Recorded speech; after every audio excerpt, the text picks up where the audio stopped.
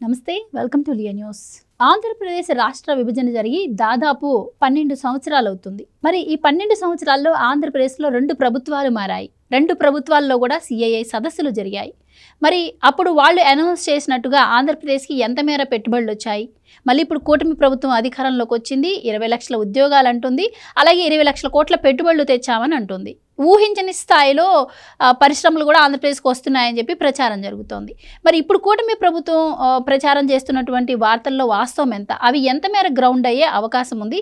మరి ఇప్పటి ప్రభుత్వం ఈ కంపెనీల పట్ల ఎంత మేర చిత్తశుద్ధితో ఉంది? మరి ప్రభుత్వం అనౌన్స్ చేసినట్టు ఈ 5 ఏళ్లలో 20 లక్షల ఉద్యోగ కల్పన సాధ్యమేనా? తెలుసుకునే ప్రయత్నం చేద్దాం. మనతో పాటు ఉన్నారు ప్రముఖ ఆర్థిక, రాజకీయ, సామాజిక విశ్లేషకులు కొత్త రవీంద్రబాబు గారు. నమస్కారం అండి. నమస్తే. ఆంధ్రప్రదేశ్లో ప్రభుత్వాలు మారుతున్నాయి, మేము ఇది చేసాం అది చేసాం అని చెప్పి ప్రతి ప్రభుత్వం కూడా గొప్పలు చెప్పుకుంటూ ఉంది.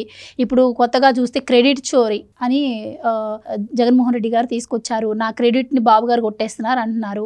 మరోపక్క చూస్తే ప్రభుత్వం ఏమో సిబిఎన్ఏ ఒక బ్రాండు, బాబు బ్రాండ్ని జగన్ గారు కొట్టేస్తున్నారు అని చెప్తున్నారు. ఏది ఏమైనా సరే అసలు ప్రజల గురించి మనం ఆలోచించాల్సిన అవసరం ఉంది సార్. అంటే ఈ 12 ఏళ్లలో ప్రజలు ఏ విధమైనటువంటి అవమానాలు ఎదుర్కొన్నారు? ఇటు రాష్ట్రం లేకపోవడం వల్ల, రాజధాని లేకపోవడం వల్ల కావచ్చు, అటు ఉద్యోగ కల్పన లేకపోవడం వల్ల కావచ్చు. ఇప్పుడు రాజధాని అవసరం, అలాగే ఉద్యోగాల అవసరం ఆంధ్రప్రదేశ్ ప్రజలకు చాలా ఇంపార్టెంట్. ఆ రకంగా మనం ఆలోచిస్తే మరి ఇప్పుడు ప్రభుత్వం అనౌన్స్ చేస్తున్నటువంటి ప్రాజెక్టుల్లో గ్రౌండ్ అయ్యేది ఎంత? ఆంధ్రప్రదేశ్ ప్రజలకు ఏ విధంగా ఉపయోగపడే అవకాశం ఉంటుందంటారు? ఏ రాష్ట్రమైనా అభివృద్ధి చెందాలంటే ఉద్యోగ ఉపాధి అవకాశాలు రావాలి ఎక్కువగా.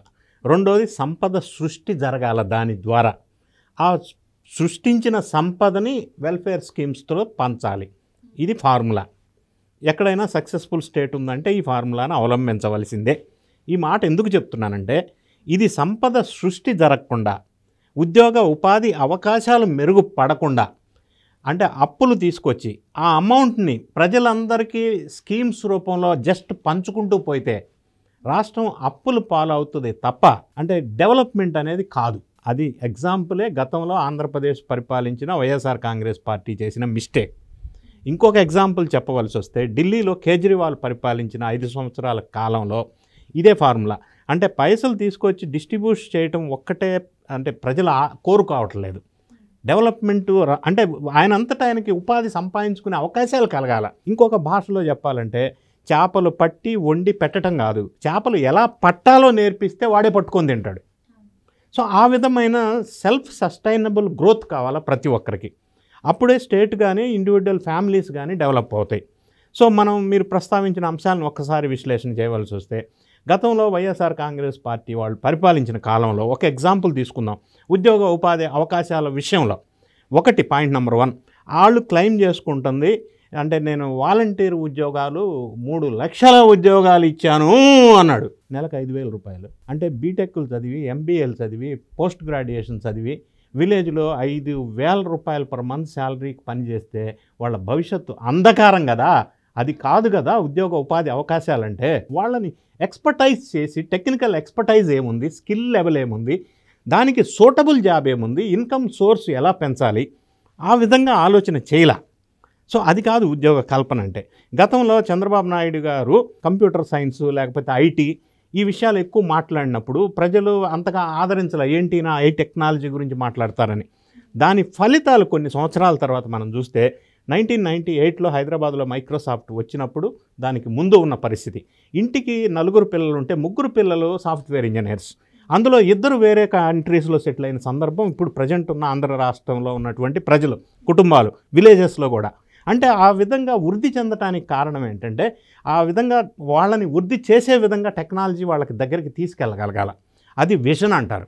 ఒకటి ఇలా జరగాలంటే ఇన్వెస్ట్మెంట్స్ రావాలా, ఇండస్ట్రీస్ రావాలా, అప్పుడే ఉపాధి అవకాశాలు పెరుగుతాయి. నెక్స్ట్ క్వశ్చను, ఇండస్ట్రియలిస్టులు, ఇన్వెస్టర్స్ రావాలి అంటే స్టేబుల్ గవర్నమెంట్, ఏబుల్ లీడర్షిప్ ఉంటే వస్తారు.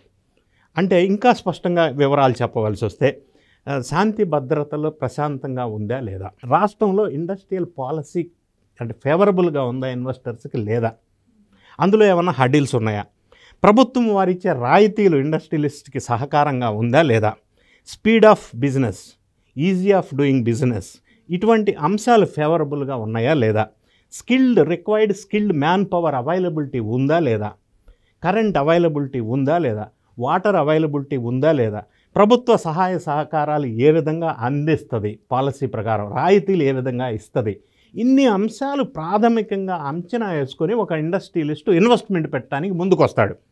కానీ ఉన్న ఇండస్ట్రీస్ని సతాయించి హరాస్ చేసి టార్చర్ చేసి లంచాలు ఇవ్వలేదు, కమిషన్లు ఇవ్వలేదు అని తరిమి కొట్టున్నారు అన్న ఒక వార్త వెలుగులోకి వచ్చినప్పుడు, ఫర్ ఎగ్జాంపుల్ జాకీ కంపెనీని తరిమేశారు. తర్వాత కియా మోటార్స్ దగ్గర యాన్సిలరీ యూనిట్స్ అన్నీ వస్తూ ఉంటే వాళ్ళని డెవలప్ కానియకుండా యాన్సిలరీ యూనిట్ పెడితే నాకు కమిషన్ ఇవ్వాలి అని అప్పట్లో ఆ ఎంపీ రచ్చ చేస్తే అక్కడ కియా మోటార్కి సంబంధించిన యాన్సిలరీ యూనిట్స్ అన్నీ కూడా చెన్నై, బెంగళూరు షిఫ్ట్ అయిపోయినాయి. అంటే దానివల్ల ఒక మెసేజ్ ఇన్వెస్టర్స్కి, ఇండస్ట్రియలిస్ట్కి భయం వేస్తుంది. మరి ప్రోత్సాహం గవర్నమెంట్ నుంచి లేనప్పుడు ఇటువంటి ఎన్విరాన్మెంట్లో మనం ఎందుకు ఇన్వెస్ట్ చేయాలా అనేది ఒకటి. తర్వాత స్టేబుల్ గవర్నమెంట్, ఏబుల్ గవర్నెన్స్ అని అన్నాం. అంటే లీడర్షిప్ ఒక విజనరీ అయి ఉండాలి. ఇప్పుడు చంద్రబాబు నాయుడు గారు ఫర్ ఎగ్జాంపుల్ దీనికి నేను తీసుకుంటా, ఆయనకు ఒక విజన్ ఉంది. What next? ఇప్పటివరకు ఐటీ అన్నారు, ఇప్పుడు క్వాంటమ్ వ్యాలీ అంటున్నారు, క్వాంటమ్ కంప్యూటింగ్ అంటున్నారు, ఆర్టిఫిషియల్ ఇంటెలిజెన్స్ అంటున్నారు, డేటా సెంటర్స్ అంటున్నారు. నెక్స్ట్ లెవెల్ ఆఫ్ టెక్నాలజీ గురించి ఇప్పుడు ఆలోచించి ఇప్పుడు ఇన్వెస్టర్స్ని ఆకర్షిస్తున్నారు. దీని ఫలితాలు గ్రౌండ్ అయితే నెక్స్ట్ భావితరంలో ఎంప్లాయ్మెంట్ జనరేషన్ భారీగా వచ్చే అవకాశం ఉంది. సో ప్రజెంట్ పరిస్థితి మనం చూసినట్టయితే ప్రభుత్వం 20 లక్షల ఉద్యోగ కల్పన అనే లక్ష్యం ఏదైతే పెట్టుకున్నారో, మరి ఎన్డీఏ కూటమి ప్రభుత్వం అధికారంలోకి వచ్చిన 1.5 ఇయర్లోనే ఒక 10 లక్షల కోట్ల పెట్టుబడులు ఆల్రెడీ వచ్చినాయి, ఎంఓయూలు చేసుకున్నారు. హ్యావింగ్ సెడ్ దిస్, ఇందులో క్లియర్గా చెప్పవలసి వస్తే 7.68 crores గ్రౌండ్ అయినాయి ఇప్పటికీ. అంటే దీన్ని ఇంకా మీకు అర్థమయ్యే భాషలో చెప్పాలంటే, ఒక ఇండస్ట్రియలిస్ట్ ప్రాథమికంగా ఇండస్ట్రీ ఇన్వెస్ట్మెంట్ చేయాలని వచ్చినప్పుడు first government versus this industrialist మధ్యలో ఒక ఎంఓయూ జరుగుతుంది. ఆ ఎంఓయూ జరిగిన తర్వాత ఎస్ఐపిబికి వెళ్తుంది, స్టేట్ ఇన్వెస్ట్మెంట్ ప్రమోషన్ బోర్డ్. వాళ్ళు దాన్ని క్షుణ్ణంగా స్టడీ చేసి దీనికి ఏ క్లస్టర్ మనం ల్యాండ్ అలాట్మెంట్ చేయొచ్చు, ఈ ఐటీ కంపెనీయా, ఎలక్ట్రానిక్సా, సాఫ్ట్వేరా, మ్యానుఫ్యాక్చరింగా, ఆటోమొబైలా, దానికి ఎక్కడ ఎంత జాగా ఇవ్వచ్చు, ఎంత కన్సెషన్ ఇవ్వచ్చు, కరెంట్లో రాయితీలు ఇవ్వచ్చా, ల్యాండ్లో రాయితీలు ఇవ్వచ్చా, పాలసీ ప్రకారం ఏమి ఇవ్వచ్చు అని వీళ్ళు ఒక రికమెండేషన్ చేస్తారు. దీని తర్వాత ఎస్ఐపిబి నుంచి క్యాబినెట్కి వెళ్తుంది అప్రూవల్. క్యాబినెట్ ఇవన్నీ అంశాలను పరిశీలించిన తర్వాత అప్రూవల్ ఇస్తారు. ఇచ్చిన తర్వాత ప్రొవిజనల్ అలాట్మెంట్ లెటర్ ఇస్తారు సదరు ఇండస్ట్రియలిస్ట్కి లేదా ఇన్వెస్టర్స్కి. దాని తర్వాత ల్యాండ్ అలాట్మెంట్ జరిగిపోద్ది. తర్వాత సింగిల్ విండోలో పర్మిషన్స్ అన్నీ అలాట్మెంట్ అవుతాయి. తర్వాత వాళ్ళు ఇన్వెస్ట్మెంట్ పెట్టి స్టార్ట్ చేసుకుంటారు. ఇది ఒక పార్ట్. రెండో పార్ట్, ఒక ల్యాండ్ అలాట్మెంట్ జరిగిన తర్వాత ఒక ఇండస్ట్రియలిస్ట్కి లేదా ఒక ఇన్వెస్టర్స్కి ఒక సర్టన్ 3 సంవత్సరాల్లో పీరియడ్ ఉంటుంది. 1 year లోపు ఇతను అక్కడ స్టార్ట్ చేయాలి ఇండస్ట్రీ, లేదా 3 సంవత్సరాల్లో కమర్షియల్ ప్రొడక్షన్ బయటికి రావాలి. అలా కొనేసి ల్యాండ్ నువ్వేమీ ఇన్వెస్ట్మెంట్ చేయకుండా వదిలేస్తే Andhra Pradesh industrial infrastructure development corporation వాళ్ళు ఆ ల్యాండ్ను మళ్ళీ వెనక్కి తీసుకుంటారు, అట్లా వదిలేయరు. సో ఇన్వెస్ట్మెంట్స్ రావాలి అంటే గవర్నమెంట్ నుంచి ఫాలో అప్ ఒకటి ఉండాలి. అట్లా ఇచ్చాము ల్యాండ్ వదిలేసాము అంటే అట్లానే ఐడియల్గా ఉంటుంది, డెవలప్మెంట్ జరగదు. లేదా వాళ్ళు తీసుకున్న పర్పస్ కాకుండా వేరే పర్పస్కి యూటిలైజ్ చేయకూడదు. మూడోది, వాళ్ళు ఏదైతే ఎంప్లాయ్మెంట్ జనరేషన్ ఎంత, ఇన్వెస్ట్మెంట్ ఎంత, దాన్ని బేస్ చేసుకొని రాయితీలు ఉంటాయి. అందులో వైలేషన్ జరిగితే మళ్ళీ అది కూడా యాక్షన్ తీసుకుంటారు గవర్నమెంట్ వాళ్ళు. నేను సపోజ్ 15,000 ఎంప్లాయ్మెంట్ అని చెప్పి 1,000 ఇచ్చాను అనుకోండి, అది వైలేషన్. సో గవర్నమెంట్ ఇచ్చిన రాయితీలు మళ్ళీ వెనక్కి తీసుకుంటారు. సో ఈ విధమైన ఫాలో అప్ ఇన్వెస్టర్స్ మీద, ఇండస్ట్రీ లిస్టుల మీద ప్రభుత్వం వారు క్లోజ్ మానిటరింగ్ సెల్ ఉంటుంది. ఇప్పుడు ప్రస్తుతం ఎన్డీఏ ప్రభుత్వ గవర్నమెంట్లో జరుగుతున్న విషయం ఇది. అంటే ఆ రకంగా ఫాలో అప్ ఇప్పుడు జరుగుతుందంటారా? ఇప్పుడు జరుగుతుంది. ఇప్పుడు నేను ఒక example, I'm representing from multinational company. So మేము ఒక ల్యాండ్ తీసుకుంటే ఒక దగ్గర 100 acres 1 year అయింది, మేము ప్రాజెక్ట్ స్టార్ట్ చేయలేకపోయాం because of so many reasons. So నా కంటిన్యూ ఫాలో అప్ వస్తూనే ఉంటుంది, what happened, what is the status. So గతంలో వైఎస్ఆర్ కాంగ్రెస్ పార్టీలో కూడా మేము we're in to that field only. So మాకు అటువంటి ఫాలో అప్ కానీ, సపోర్ట్ కానీ, సహకారం కానీ ఏమీ జరగలేదనేది వాస్తవం. ఎప్పుడైనా ఇండస్ట్రియలిస్టులని భయపెట్టి లంచాలు ఇటువంటి వ్యవహారాల్లో ఇబ్బందికరమైన పరిస్థితి ఎదురైతే ఏ ఇండస్ట్రియలిస్టు ఉండాలా, ఇన్వెస్ట్ చేయాలని కోరుకోడు. రెండోది ఏంటంటే లాజిస్టిక్స్ ఎలా ఉన్నాయి, అంటే లాజిస్టిక్స్ పాయింట్ ఆఫ్ వ్యూలో డెవలప్మెంట్ ఏంటి, స్టేట్ ఫ్యూచర్ ప్లాన్ ఏంటి, ఇన్ని అంశాలని పరిశీలించిన తర్వాతే ఇన్వెస్ట్మెంట్ చేస్తారు. సో ఇప్పటివరకు 7.68 lakhs crores గ్రౌండ్ అయినాయి అంటే వాళ్ళకి ల్యాండ్ అలాట్మెంట్ అయింది. అంటే 1 year లోపు వాళ్ళు దాన్ని స్టార్ట్ చేయాలి, 3 years లోపు కమర్షియల్ ప్రొడక్షన్లోకి వెళ్ళాలి. సార్ మీరు ఒక మాట అన్నారు, జగన్మోహన్ రెడ్డి గారి హయాంలో ఇలాంటి ఫాలో అప్ లేదు, పారిశ్రామికవేత్తలను ఆయన బెదిరించారు, వచ్చిన కంపెనీలను తిరిగి పంపించారు. అలాగే చంద్రబాబు గారి ప్రభుత్వంలో ఇప్పుడు ఫాలో అప్ జరుగుతుంది అని చెప్పి, మరి అలాంటప్పుడు 2019లో కూడా చంద్రబాబు గారే అధికారంలో ఉన్నారు. 14-19 మధ్య కూడా సిఐఏ సదస్సు జరిగింది.